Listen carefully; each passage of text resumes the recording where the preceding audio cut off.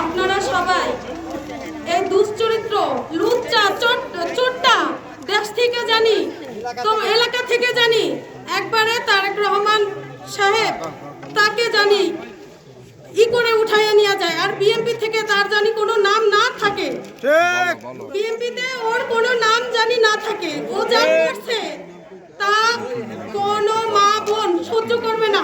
আজকে আমরা সবাই সাহস করে তাকে আমরা কাজের বিরুদ্ধে আমরা এখানে আসছি, পথে নামছি। এখন এটা সুষ্ঠু বিচার আমরা চাই।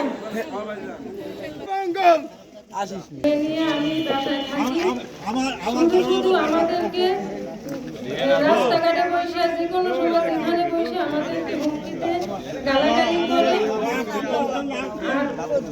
কোনো সময় আমাদেরকে দেখলেই এমনি গালাগালি করে, আর যে কোনো জায়গায় কিছু হলেই দোষারোপ করে আমাদের গালাগালি করে।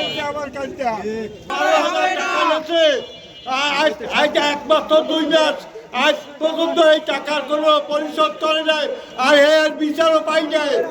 আর আমার আমার লাঠি বসে আমার মা বুঝলিয়া আমার সামনাসামনি গালাগালি করছে, আমার মায়েরে আমার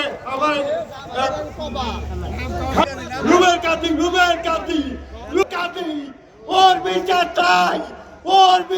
চাই।